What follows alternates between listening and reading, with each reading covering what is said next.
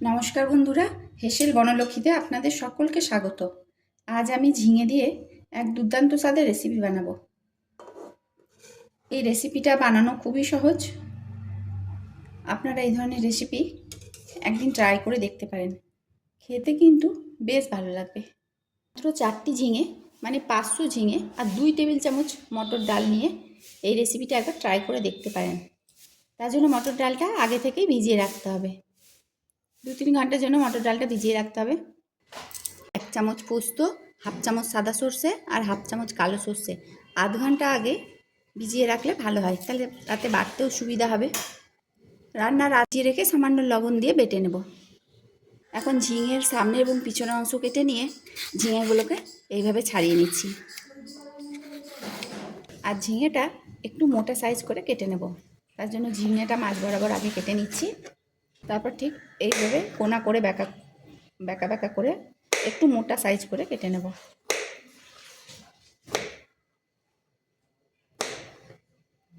সব ঝিঙেটা কাটা হলে ভালো করে ধুয়ে নিতে হবে।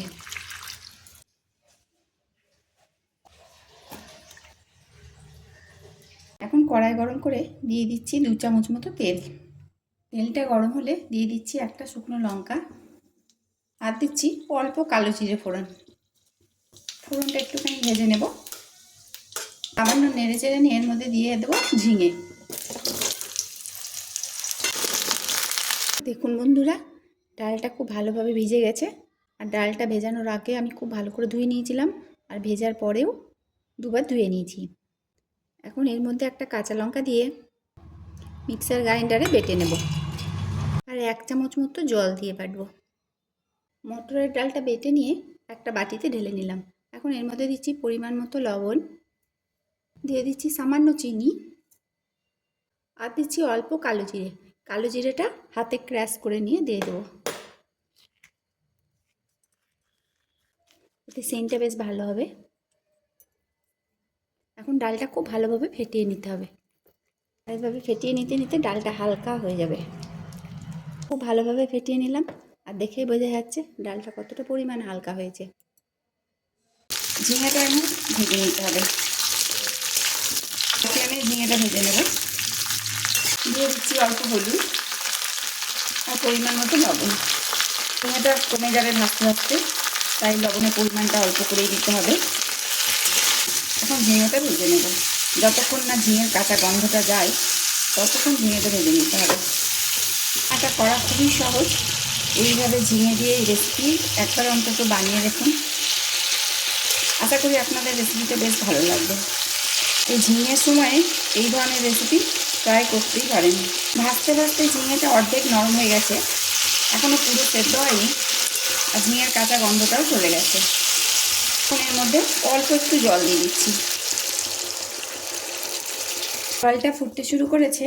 এখন যে ডালটা ফেটিয়েছিলাম সেইটা বড়ার আকারে এর মধ্যে দিয়ে দিচ্ছি। রান্নাটা খুব তাড়াতাড়ি হয়ে যায়, যেহেতু আলাদা করে বড়া ভাজতে হচ্ছে না। গরমে রান্নাঘরে বেশিক্ষণ থাকতে ইচ্ছে না করলে এই রেসিপি বানিয়ে দেখতে পারেন, খুব সহজে হয়ে যাবে। আর তেল মশলাও কম খাওয়া হবে। গরমে বেশি রিচ খাবার খেতে ইচ্ছে করে না, তাই এইভাবে বানিয়ে দেখতে পারেন। এগুলো ভেঙে যাবে না, গোটা গোটাই থাকবে। আলাদা করে বড়া ভাজতে হচ্ছে না বলে সময় খুব কম লাগছে। আমি এইভাবে বড়াগুলো সব ছেড়ে দিলাম আর একটা ঢাকা দিয়ে দিলাম। এখন 5 মিনিট এটাকে হতে দেব। মাঝে 2 মিনিট পর ঢাকনা খুলে বড়াগুলো একবার উল্টে দিতে হবে।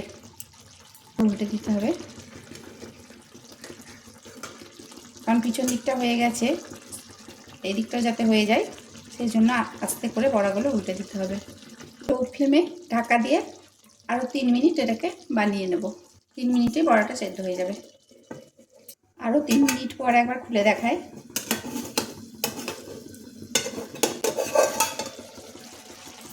বড়াগুলো সেদ্ধ হয়ে গেছে, আর বড়া ভাঙবার ভয় নাই। এখন নেড়ে দিতে হবে, এভাবে তলা থেকে ভালোভাবে নেড়ে দিতে হবে। এখন আমি এর মধ্যে দিচ্ছি 4টে চেরা কাঁচা লঙ্কা। কাঁচা লঙ্কাটা শেষে দিলে সেন্টটা খুব ভালো হয় লঙ্কার, তাই লঙ্কাটা শেষে দিয়ে দিলাম। খুব ভালোভাবে নাড়িয়ে দেবো কাঁচা লঙ্কা দিয়ে। এতটা অবধি করেও তরকারিটা খেতে পারেন, এটাও খেতে বেশ ভালো লাগবে। এটা এতটা অবধি যদি করেন তাহলে সেটা হয়ে যাবে ঝিঙের জল বড়া। কিন্তু এখানে আমি যে সর্ষে পোস্তটা বেটেছিলাম সেটা এখানে আমি দিয়ে দিচ্ছি। এখন পুরোটা দেবো না, অর্ধেকটা দিয়ে দিলাম, কারণ তরকারিটা খুবই অল্প হয়ে গেছে, পুরোটা লাগবে না, অর্ধেকটা অন্য কাজে লাগিয়ে দেবো। মিক্সার গ্রাইন্ডারে বাটি ধোয়া জলটাও দিয়ে দিচ্ছি। একসঙ্গে মিশিয়ে নিয়ে 2 মিনিট ফুটিয়ে নেব। গরম ভাতের সাথে এই রেসিপি খেতে কিন্তু খুব ভালো লাগে।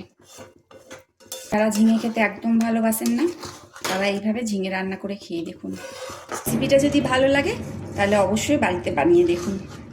এটা আমি ফুটিয়ে নিলাম। এখন এর মধ্যে দিয়ে দিচ্ছি কাঁচা সর্ষের তেল। তেলটা কিন্তু অবশ্যই দেবেন, 1 চামচ মতো দিলাম। দিয়ে মিশিয়ে নিয়ে গ্যাসটা বন্ধ করে দেবো। সমস্ত রেসিপিটি দেখার জন্য হেসেল বনলক্ষ্মীর তরফ থেকে অসংখ্য ধন্যবাদ।